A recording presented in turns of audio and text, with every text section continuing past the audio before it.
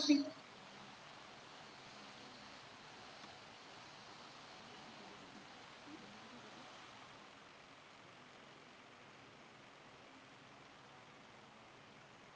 Good afternoon to all the DLF students and other viewers. I am Gunjan Rotela, lecturer of education from SCERT. आज मैं DLF second semester के वर्तमान भारतीय समाज और प्रारंभिक शिक्षा के मध्यकालीन शिक्षा व्यवस्था पर चर्चा करूंगी। इससे पहले की दो क्लासेस मैंने मध्यकालीन शिक्षा व्यवस्था के पृष्ठभूमि, अर्थ, उद्देश्य, उसकी विशेषताओं व शिक्षा व्यवस्था के बारे में बहुत विस्तार से चर्चा की थी इससे पहले की दो क्लासेस में। और आज की कक्षा में मध्यकालीन शिक्षा व्यवस्था में अपनाई गई शिक्षण विधि, जो मीडियम ऑफ इंस्ट्रक्शंस थे, मॉनिटरिंग सिस्टम था, शिक्षण समय व सत्र, परीक्षा प्रणाली, वहाँ के उस व्यवस्था में जो टीचर्स, स्टूडेंट्स और उनके बीच का जो रिलेशनशिप था, टीचर स्टूडेंट रिलेशनशिप, अनुशासन व दंड, और इसके साथ साथ मुस्लिम एजुकेशन के कुछ मेन सेंटर्स जो मुख्य केंद्र माने जाते हैं उनके बारे में चर्चा करूंगी।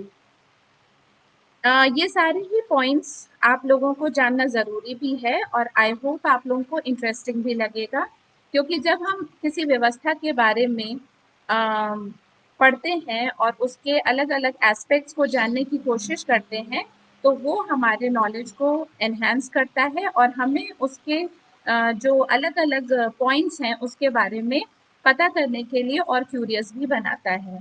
तो आज हम इसमें मध्यकालीन शिक्षा व्यवस्था के भाग 3 को पीपीटी के माध्यम से पढ़ेंगे, जिसमें मैंने आप लोगों के लिए बहुत सारे पॉइंट्स को सम्मिलित किया हुआ है। अलग अलग तरह के उसके जो व्यवस्था के जो पॉइंट्स हैं उनको ऐड किया हुआ है। शुरू करते हैं। मध्यकालीन शिक्षा की जो शिक्षण विधि थी, अभी तक हमने पृष्ठभूमि पढ़ी, उसके उद्देश्य के बारे में पढ़ा, अर्थ के बारे में पढ़ा, अलग अलग वहाँ की व्यवस्था की जो वहाँ पे अपनाई जाती थी मध्यकालीन शिक्षा व्यवस्था में, उसके बारे में जाना। अब हम जो टीचिंग मेथड्स, जो शिक्षण विधि अपनाई जाती थी मुस्लिम कालीन शिक्षा व्यवस्था या जिसे हम मध्यकालीन शिक्षा व्यवस्था कहते हैं, उसमें जो शिक्षण विधि, टीचिंग मेथड्स अपनाए जाते थे उसके बारे में चर्चा करेंगे। तो फर्स्ट पॉइंट है imitation, practice and memorisation method. जैसे कि हमने वैदिक कालीन शिक्षा व्यवस्था, बौद्ध कालीन शिक्षा व्यवस्था में पढ़ा, तो उसमें हमने जाना कि किसी व्यवस्था में मौखिक जो वैदिक कालीन शिक्षा व्यवस्था थी और बौद्ध कालीन शिक्षा व्यवस्था थी, उसमें भी जो जो verbal oral method of teaching था वो ज़्यादा प्रमुख था। उसी प्रकार मध्यकालीन शिक्षा व्यवस्था में भी जो प्रैक्टिस ऑफ टीचिंग थी, जो टीचिंग विधि अपनाई जाती थी, वो बेसिकली अनुकरण विधि अपनाई जाती थी। प्रैक्टिस के माध्यम से, मतलब अभ्यास के माध्यम से बच्चों को पढ़ाने में ज़्यादा जोर दिया जाता था और मेमोराइजेशन में, रटन विधि पे ज़्यादा बल दिया जाता था। बच्चे बोल बोल कर पहाड़ा आदि और जो उनके शिक्षक, जो उनके उस्ताद उनको पढ़ाते थे, सुनकर और उनके जो प्रैक्टिसेस हैं उनको देख करके वो उसको सीखने की और उस शिक्षा को प्राप्त करने की कोशिश करते थे। तो प्राथमिक शिक्षा मौखिक ही दी जाती थी।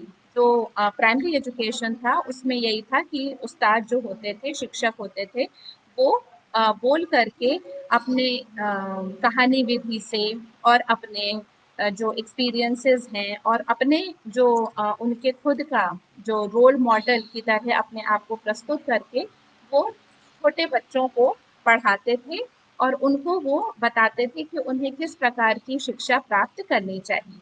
रटने की विधि पर ज़्यादा जोर दिया जाता था। बालक कलमा की सुनकर रटते थे और कुरान की आयतों को कंठस्थ करते थे। बोल बोलकर पहाड़ा याद करने की विधि थी, जो आज भी हम अपनाते हैं।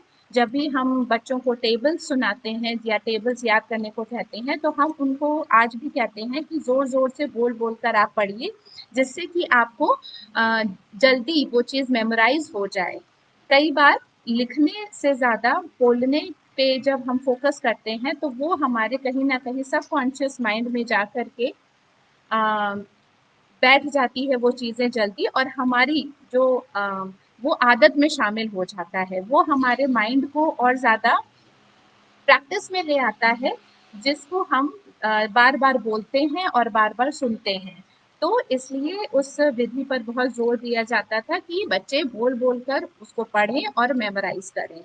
ये आजकल हम लोग कहते हैं बच्चों को कि कॉन्सेप्ट डेवलप करिए, बट कई चीज़ें ऐसी भी होती हैं जो अंडरस्टैंडिंग लेवल से पहले हमें जब उसकी फैक्ट्स पता चलते हैं तो हम उसे कहीं ना कहीं नॉलेज लेवल पे जब लेते हैं तो हमें रटने की भी, कई चीज़ों को मेमोराइज करने की, बाय हार्ट रटने की भी ज़रूरत होती है। तो उस मध्यकालीन शिक्षा व्यवस्था में मेमोराइजेशन पर बहुत बल दिया जाता था। उसके बाद हम अपने सेकेंड पॉइंट पे आ जाते हैं कि speech lecture and explanation method. मतलब कि जैसे बच्चे प्राथमिक में प्राथमिक स्तर पर शिक्षक सिखाते थे, उसके बाद जैसे जैसे वो हायर लेवल पर जाते थे तो वही, जैसे आज भी हम लेक्चर मेथड से हायर लेवल पे अपने स्टूडेंट्स को पढ़ाते हैं, उसी तरह से वहाँ पर भी स्पीच और लेक्चर और एक्सप्लेनेशन दिया जाता था स्टूडेंट्स को क्लासेस में, मदरसाओं में। और वहाँ पे ये तीनों मेथड्स को कंबाइन करके एक मेथड अपनाया जाता था, जो combination of all the three methods होता था, जिसमें बच्चे टीचर्स के लेक्चर को सुन के, उनसे उनके एक्सप्लेनेशन को सुन के, उनके जो बताई हुई बातों को सुनकर अपने नोट्स तैयार करते थे और उसको अपने शिक्षा प्राप्त करते थे। इसी तरह से वो हर थ्योरेटिकल जितनी भी सब्जेक्ट्स होते थे, जो थ्योरी बेस्ड सब्जेक्ट्स होते थे, उनकी वो इसी विधि से अपनी क्लासेस अटेंड करते थे और उन्हें उनके टीचर्स इन तीन मेथड्स के कंबाइंड फॉर्म को लेकर के पढ़ाते थे। उसके बाद आ जाता है सेल्फ स्टडी मेथड, जो कि वेरी इम्पॉर्टेंट है आज की डेट में भी। प्राइमरी लेवल से स्टार्ट करते हुए जब हमने बच्चे के मेमोराइजेशन को शार्प करने की कोशिश करी, उसके बाद हमने उसको लेक्चर विधि से एक्सप्लेन करते हुए आगे की चीज़ें पढ़ाई, उसके बाद उनमें सेल्फ स्टडी का एक एटीट्यूड डेवलप करना भी हाईली इम्पॉर्टेंट होता है, जो कि उस मध्यकालीन शिक्षा व्यवस्था में भी अच्छे से बताई जाती थी कि उसका क्या इम्पोर्टेंस है। Muslim emperors spent lavishly on the preparation of handwritten manuscripts of important texts. मतलब जो शासक थे, मुस्लिम शासक थे, वो उसमें बहुत अच्छे से अपने जो पैसा है, अपना जो धन है, वो व्यय करते थे इस चीज़ के लिए कि वहाँ पे जो हिस्टोरिकली जो इम्पोर्टेंट टेक्स्ट डेवलप हों, जो मैन्यूस्क्रिप्ट्स हों, वो अच्छे लिटरेचर डेवलप हों उनके शासनकाल में, और जो उनके लाइब्रेरीज में को रिच करते थे और उनकी जो हिस्ट्री है उनके शासनकाल को वो डिस्क्राइब करते हुए अ, अपने जो इतिहास है उसको रिच बनाते थे। और उन्होंने ये कोशिश करी, देखिए जैसा हमारा शासन होता है, जैसा राजनीतिक तंत्र होता है, उसी हिसाब से जो शिक्षण व्यवस्था होती है उसी हिसाब से वो मैनिपुलेट होती जाती है, उसी तरह उसी हिसाब से वो मॉडिफिकेशंस, उसमें चेंजेस आते रहते हैं।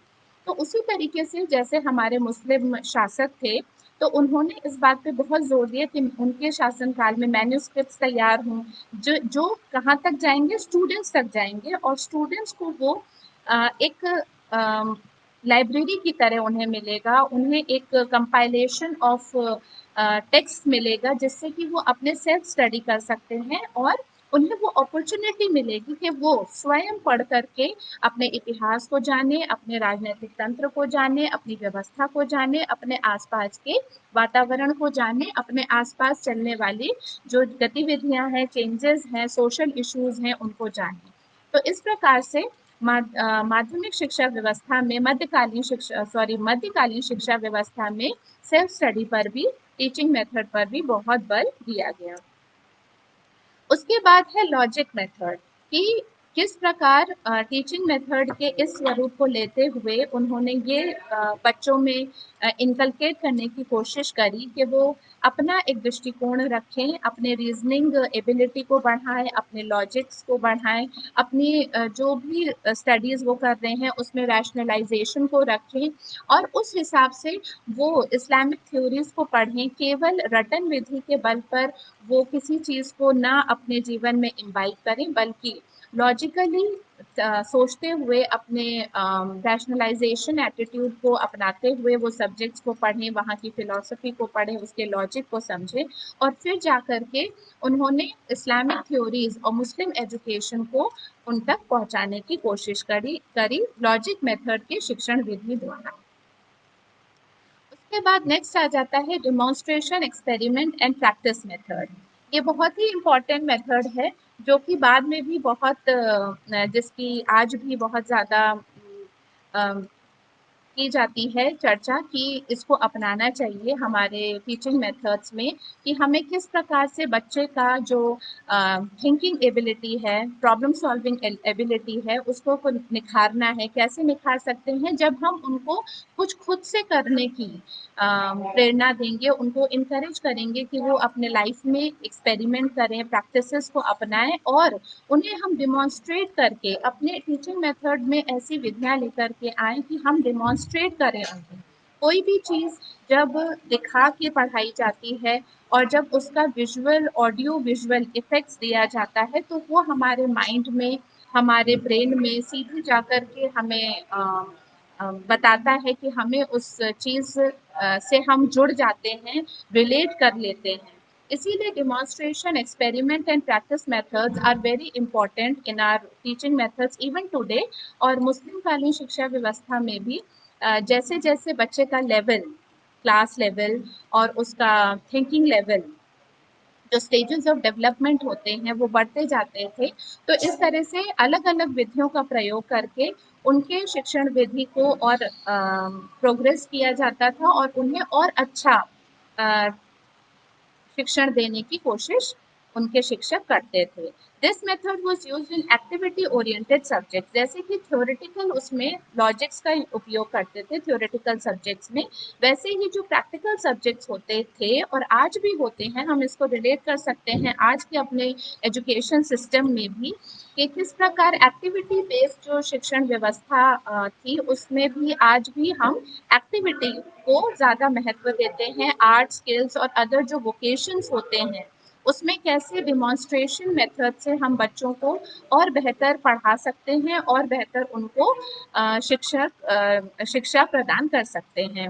The teacher demonstrated the act, the students observe, tried to understand its nature of working, practiced it and learned it। मतलब कि वो कैसे अपने आप का वर्किंग, अपने आप वो प्रैक्टिकल करके खुद एक्टिविटी बेस्ड चीज़ों को डेवलप करके और उसे खुद करके जो सीखने वाली क्रिया है उसको कर सकते हैं। तो इस प्रकार डिमॉन्स्ट्रेशन, एक्सपेरिमेंट और प्रैक्टिस मेथड अपनाई जाती थी हमारे मध्यकालीन शिक्षा व्यवस्था में। अब कुछ स्पेशल मेंशंस हैं which I have added in this PPT to give you some factual knowledge about the other aspects of Muslim education. Two important facts about the teaching methods in this system was Arabic and Persian as the medium of education. Arabian और Persian जो languages थी, उनको medium of instruction की तरह अपनाया जाता था। And medieval period में जो हमारी कॉमन मासेस की जो लैंग्वेज थी, वो बेसिकली प्राकृत और हिंदी थी। बट मीडियम ऑफ एजुकेशन किसको बनाया गया, किन लैंग्वेजेस को बनाया गया? अरेबिक एंड पर्शियन को अडॉप्ट किया गया as medium of education. Akbar was the only Muslim king who made efforts to organize education in Hindi medium also in some of the maktabs and madrasas। अब ये गौर करने वाली बात है कि जब हम अकबर जो हमारे रूलर थे उनके बारे में पढ़ते हैं, तो उन्होंने वो एक केवल एक ऐसे मुस्लिम शासक थे जिन्होंने अरेबिक और पर्शियन के अलावा हिंदी को भी मकतब्स और मदरसाज में एज मीडियम ऑफ एजुकेशन की तरह अपनाया। उसके बाद है मॉनिटोरियल सिस्टम, कि किस प्रकार ये सिस्टम जो है, इसको अलग से पढ़ने की भी कई बार ज़रूरत पड़ती है। हमारे एग्जाम्स में ये क्वेश्चंस आते हैं कि मॉनिटोरियल सिस्टम क्या है और मॉनिटोरियल सिस्टम का कॉन्सेप्ट क्या है। तो इसमें जो ये मॉनिटोरियल सिस्टम है, ये हमारे मुस्लिम कालीन, मध्यकालीन शिक्षा व्यवस्था में अपनाई गई थी, जिसमें एक बहुत ही जैसे हम कहते हैं रिसोर्स मैनेजमेंट, हम कैसे अपने क्लासेस में कम रिसोर्सेज के साथ अपने क्लासेस को अरेंज कर सकते हैं, मैनेज कर सकते हैं। तो उसी दृष्टि को, उसी व्यू को सामने रखते हुए ये एक व्यवस्था अपनाई गई थी उस शिक्षण व्यवस्था में, कि जो सीनियर स्टूडेंट्स होते थे उनको ये अपॉर्चुनिटी दी जाती थी, उनको इस तरह से उनके शिक्षक थोड़ा सा गाइड करते थे कि वो किस प्रकार अपने जूनियर स्टूडेंट्स को पढ़ाएं। This system was termed as monitorial system. इसमें आज भी हम ऐसा करते हैं कि जब हमारे कुछ टीचर्स किसी दिन एब्सेंट होते हैं या फिर उनके जगह पे असिस्टेंट टीचर्स को भेजा जाता है, और नहीं तो जब टीचर्स की कहीं स्टूडेंट्स ज़्यादा होते हैं किसी स्कूल में और टीचर्स की कमी होती है, तो वहाँ पे जो हमारे सीनियर स्टूडेंट्स होते हैं वो as helpers of the teachers arrange होते हैं, और उनकी हेल्प ली जाती है कि वो किस प्रकार से अपने जूनियर स्टूडेंट्स को अपने शिक्षक के ना होने की स्थिति में अपने जूनियर स्टूडेंट्स को पढ़ाएं।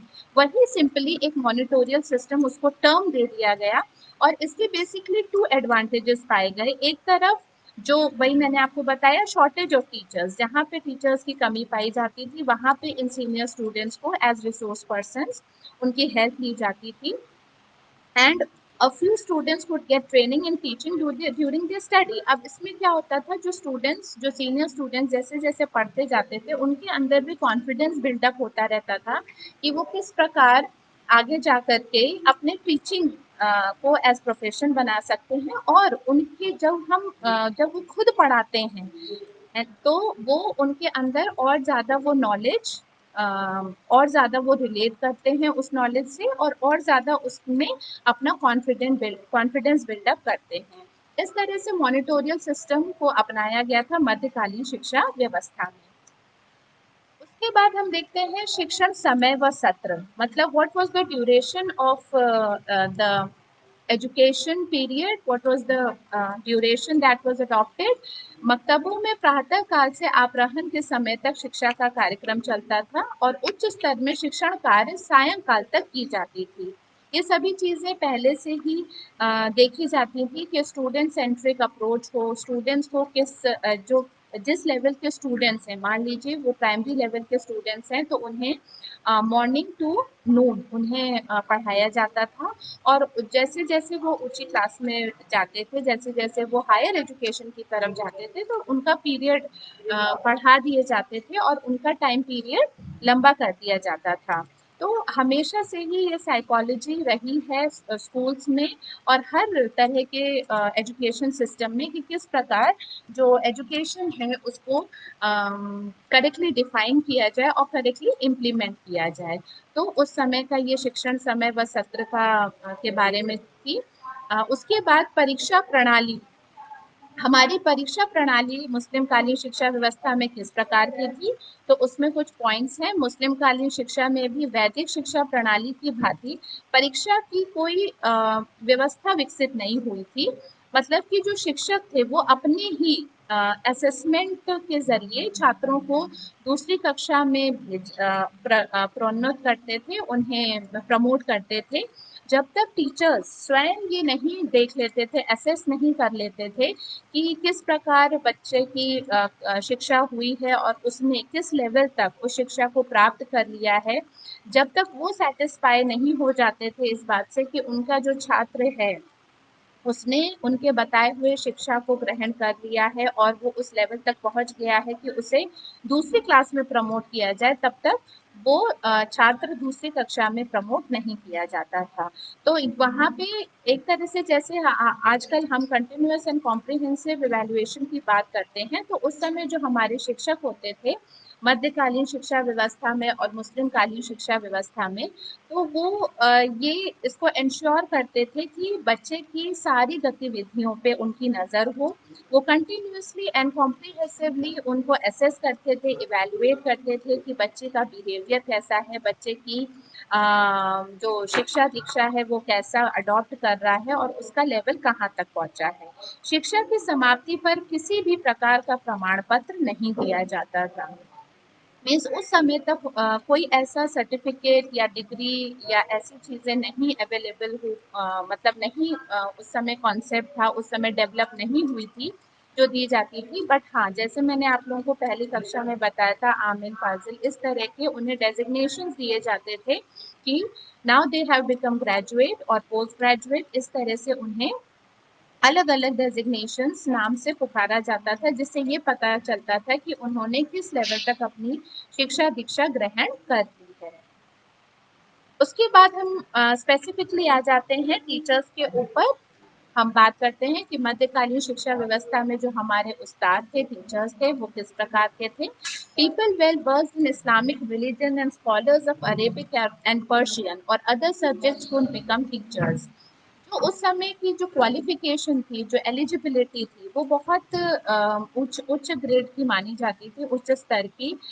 उस समय ये बहुत ज़्यादा महत्व दिया जाता था इस बात पर कि जो हमारे उस्ताद हों, जो हमारे शिक्षक हों, वो वेल वर्स्ड हों। वो जो भी शिक्षा हम स्टूडेंट्स को देना चाहते हैं, जो स्टूडेंट्स के लिए स्कूल्स में जो पढ़ाने जाते हैं, वो उनके ऊपर, उनके अंदर उस कंटेंट का कमांड हो और वो उसमें स्कॉलर्स हों। वो अरेबिक और पर्शियन के अलावा लैंग्वेजेस जो हैं अरेबिक और पर्शियन, उसके अलावा जिस भी सब्जेक्ट में वो टीचर बनते हैं या उस्ताद बनते हैं, उसमें उनकी कमांड हो और वो उसमें वेल वर्स्ड हो, लर्नेड पर्सन हो, तभी उनको टीचर्स बनाया जाता था। They had to remain alert about character. इस बात का बहुत जोर दिया जाता था कि जो टीचर्स हैं उनके कैरेक्टर, उनका जो चरित्र है वो अच्छा हो और उसमें वो कहीं से भी कोताही ना बरतें कि उसमें जो स्टूडेंट्स हैं उनके ऊपर गलत प्रभाव पड़े, क्योंकि अनुकरण के द्वारा ही जो स्टूडेंट्स होते हैं वो बातों को, चीज़ों को अपनी लाइफ में ज़्यादा इम्बाइब करते हैं, ज़्यादा अच्छी तरह से उसको अपनी लाइफ में उस चीज़ को उतारते हैं। तो जिस प्रकार टीचर का कैरेक्टर होगा, उसी प्रकार से एक बच्चे का कैरेक्टर डेवलपमेंट होगा। तो इस बात पे बहुत जोर दिया जाता था कि जो कैरेक्टर हो, वो टीचर्स का बहुत ही अच्छा हो और उसको वो मेंटेन करके रखें throughout their teaching as well as throughout their life.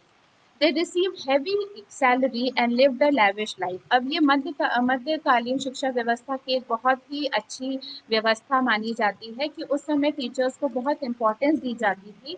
उन्हें सैलरी बहुत अच्छी दी जाती थी और उन्हें एक लैविश लाइफ, एक अच्छी ज़िंदगी देने की पूरी कोशिश होती थी कि जो टीचर्स हैं वो स्वयं भी एक बहुत अच्छे स्तर की लाइफ को जिए और उसमें वो, उन्हें कोई भी डिफ़िकल्टीज़ ना आए कि वो अपने टीचिंग प्रोफ़ेशन को अच्छे से ना कंटिन्यू कर सकें। They were also accorded high status in the society. Even society में भी, समाज में भी उन्हें बहुत उच्च स्तर पे रखा जाता था, उनकी बहुत रिस्पेक्ट की जाती थी और उन्हें हमेशा एक मार्गदर्शक, एक गाइड की तरह समाज में और शासन में लिया जाता था। अब हम स्टूडेंट्स के ऊपर यदि आते हैं तो उनको शागिर्द कहा जाता था और the students lived under the strict control and discipline of the teachers, maktabs and मदरसाज।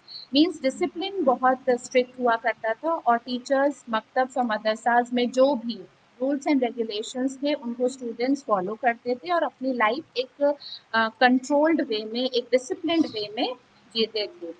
They lived in a highly authoritative and oppressive condition, but they led a very comfortable life in maktabs and madrasas.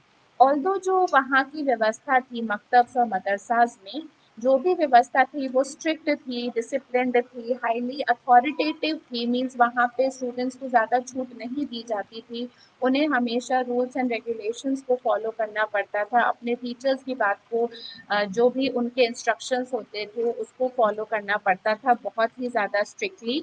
But उसके apart from that strictness, उनको जो life दी जाती थी, जो facilities दी जाती थी, वो बहुत कंफर्टेबल सिचुएशन दी जाती थी और वो अपने, जिससे कि उनके स्टडीज़ पे उसका अच्छा असर पड़ता था। They slept on wooden beds with carpets in hostels and ate lavish food.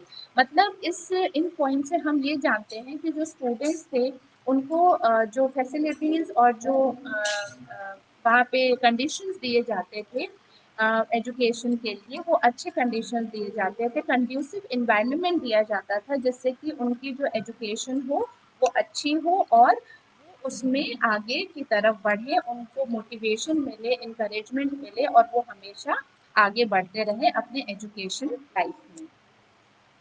उसके बाद मध्यकालीन शिक्षा व्यवस्था में गुरु शिष्य का संबंध, ये हम लोगों ने अपनी तीनों व्यवस्थाओं में पढ़ा कि गुरु शिष्य के बीच का जो संबंध था, और वो उस समय वैदिक कालीन शिक्षा व्यवस्था हो या बौद्ध कालीन शिक्षा व्यवस्था हो, या जब हम मध्यकालीन शिक्षा व्यवस्था के बारे में पढ़ रहे हैं, तो उनके बीच का जो रिलेशनशिप था वो बहुत ही अच्छा था।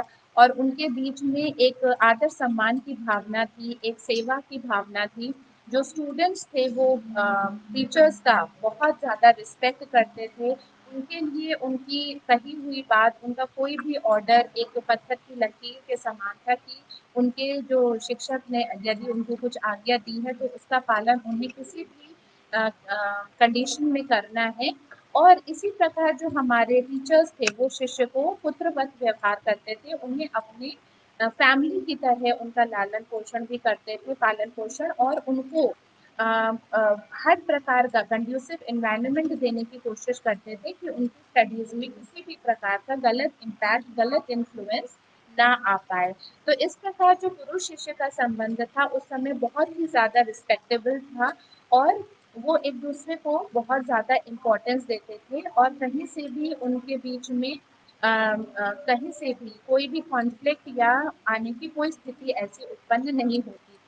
टीचर्स और एज वेल एज स्टूडेंट्स इस बात का बहुत ध्यान रखते थे कि कोई भी ऐसी बात ना हो जिससे कि उनके स्टडीज में उसका गलत असर पड़े, या उनके जो शिक्षक हैं उनके चरित्र का प्रभाव, गलत प्रभाव किसी भी प्रकार स्टूडेंट्स पे पड़े। इसके बाद मध्यकालीन शिक्षा व्यवस्था में अनुशासन एवं दंड, इसके बारे में मैंने आपको बताया कि स्टूडेंट्स को हर प्रकार की कंफर्ट दिया जाता था, लेकिन स्ट्रिक्टनेस के साथ, एक डिसिप्लिन के साथ छात्रों को मकतब में और मदरसाओं में रहना पड़ता था। नैतिक शिक्षा, जो वैल्यू एजुकेशन की जिसकी बात हम करते हैं, हर एजुकेशन व्यवस्था में बहुत इम्पोर्टेंस थी, और उसका एक अभिन्न अंग था, एक इम्पॉर्टेंट पार्ट था। और छात्र इसीलिए बहुत अनुशासित तौर पर रह करके, बहुत डिसिप्लिन्ड वे में रह करके अपनी शिक्षा को प्राप्त करते थे। छात्रों के लिए शिक्षकगण श्रद्धा के पात्र थे, अतः उनमें स्वाभाविक रूप से विनयशीलता तथा अनुशासन की भावना जागृत होती थी।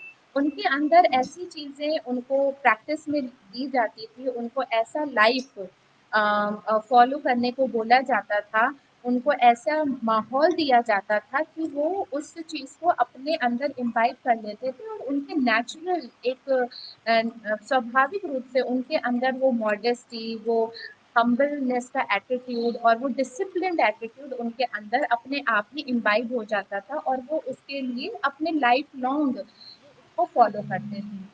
जो उद्दंड बच्चे होते थे, जैसे कि आज भी हम देखते हैं कुछ बच्चे इनडिसिप्लिन्ड होते हैं, कुछ बच्चे ओवर एक्टिव होते हैं, तो उनके लिए थोड़ी सख्ती भी बरती जाती थी। और पहले के एजुकेशन सिस्टम में हम जानते हैं कि एक कोटेशन बोली जाती है, spare the rod and spoil the child. तो उसमें ये समझा जाता था केवल मध्यकालीन शिक्षा व्यवस्था में नहीं, बल्कि उस पुराने जितने भी हम प्राचीन शिक्षा व्यवस्थाओं को पढ़ते हैं और जानते हैं, उन सभी में थोड़ा सा सख्ती का प्रोविजन था कि जब कुछ इनडिसिप्लिन की बात आती है या कुछ ऐसी बात आती है जिसमें छात्र बिगड़ने की स्थिति में हो जाते हैं, तो वहाँ पे थोड़ा सा सख्त माहौल ज़्यादा अपनाया जाता था। शिक्षकगण भी अपने कार्यों से छात्रों के समक्ष आदर्श कायम करते थे। जैसे मैंने कहा कि role models, teachers used to be the role models for their students, and ये बात शिक्षक तो बहुत अच्छी तरह से ये जानते थे कि जिस प्रकार का आचरण वो करेंगे, जिस प्रकार का वो अपने बच्चों को व्यवहार दिखाएँगे, तो वही चीज़ बच्चे भी उसको इम्बाइब करेंगे और उसका अनुकरण करेंगे। इसलिए शिक्षकगण इस बात को बहुत ही ज़्यादा इम्पोर्टेंस देते थे कि वो आदर्श की तरह एक आदर्श कायम करें और अच्छे रोल मॉडल्स बने अपने स्टूडेंट्स के सामने। इस प्रकार बच्चों को, स्टूडेंट्स को चरित्रवान और एक आदर्श नागरिक बनाने की कोशिश की जाती थी। अब इसमें अपने सब्जेक्ट्स में जब हम पढ़ते हैं तो ये जानते हैं कि जब मुस्लिम एजुकेशन जो व्यवस्था थी उसमें मेन सेंटर्स क्या थे, कौन से ऐसी हमारे देश में कौन से ऐसे जगह थी, कौन से ऐसे प्लेसेस थे जो मुस्लिम एजुकेशन के कुछ मुख्य केंद्र माने जाते थे और आज भी माने जाते हैं, उनके बारे में भी जानना हमारे लिए बहुत आवश्यक है। तो उसमें हम जल्दी से देख लेते हैं कि जो फेमस मदरसास थे वो कहाँ कहाँ पे इस्टेब्लिश हुए थे। जैसे कि दिल्ली कुतुबुद्दीन ऐबक जो हमारे दिल्ली के फर्स्ट रूलर थे, उन्होंने बहुत सारे मॉस्क्स को कंस्ट्रक्ट कराया था और उसी मॉस्क के साथ उन्होंने सेंटर ऑफ इस्लामिक एजुकेशन भी उन्होंने बनाए थे जो मकतब और मदरसास थे। इसी प्रकार इल्तुतमिश मदरसा है मुअज़्ज़ी इन दिल्ली उन्होंने इस्टेब्लिश किया था। और जलालुद्दीन खिलजी जो खिलजी डायनेस्टी के फर्स्ट रूलर थे, उन्होंने एक दिल्ली में एक रॉयल लाइब्रेरी की स्थापना करी थी। उसी प्रकार 16th सेंचुरी में हुमायूं ने एक मदरसा की स्थापना स्थापना की थी दिल्ली में, जो बेसिकली ज्योग्राफी एंड एस्ट्रोलॉजी को प्रमोट करता था। उसके बाद हम देखते हैं फिरोजाबाद में तुगलक्स ने स्टैब्लिश किए थे बहुत सारे मकतब्स और मदरसास। फिरोज शाह तुगलक ने करीब 30 मदरसास को स्टैब्लिश किया था, जो which Firuz Shahi Madrasa of Firozabad was on the biggest university of his time। उस समय जो फिरोज शाही मदरसा था वो बिगेस्ट यूनिवर्सिटी अपने उस काल में माना जाता है। Even today Firozabad continues to be famous centre of Muslim education. उसके बाद बदायूं का जिक्र आता है सैयद डायनेस्टी में, सैयद अलाउद्दीन ने इस्टेब्लिश किए थे वहाँ पे बहुत सारे मकतब्स और मदरसा जो आज भी जिसको हम बोलते हैं कि प्रमुख केंद्र है मुस्लिम एजुकेशन के लिए। उसके बाद आगरा और फतेहपुर सीकरी जैसी जगहों का भी नाम आता है जहाँ पर सिकंदर लोदी जो लोदी डायनेस्टी के सेकेंड रूलर थे, उन्होंने अपनी कैपिटल शिफ्ट कर दी थी दिल्ली से आगरा। और वहाँ पे उन्होंने आगरा में बहुत सारे मकतब्स और मदरसास को इस्टेब्लिश किया और वहाँ पे ऐसे स्कॉलर्स को अपॉइंट किया, ऐसे स्कॉलर्स को वो लेकर के आए जिन्होंने मुस्लिम एजुकेशन को बहुत ज़्यादा प्रोग्रेस की तरफ ले गए। Akbar the third ruler of this dynasty established big educational institutions in Agra and Fatehpur Sikri। The curriculum of these madrasas included, अब इस इनके जो मदरसास थे उनके करिकुलम में logic, mathematics, geometry, astrophysics, accounts, general administration, agriculture, ऐसे ऐसे subjects included थे जो आज भी हम जिसको बहुत ज़्यादा इम्पोर्टेंस देते हैं। Agra also became the main center of medical science education. Thus, Agra emerged as a renowned center of higher education।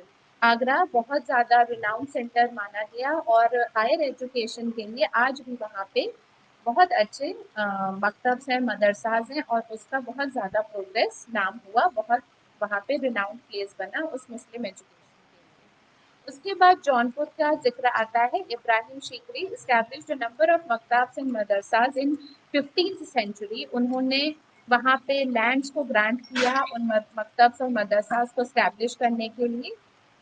और Arabic, Persian, history, philosophy, political science, handicrafts, military education, ऐसे जो एजुकेशन सब्जेक्ट्स थे उसको उन्होंने encourage किया। Sher Shah Suri was educated in one of the मदरसाज of Jaunpur. Jaunpur के ही एक मदरसा में हमारा जो शेरशाह सूरी जिनके बारे में हम रूलर के बारे में पढ़ते हैं, उन्होंने भी अपनी एजुकेशन प्राप्त करी। Shahjahan honour Jaunpur with the title of Shiraz Hind.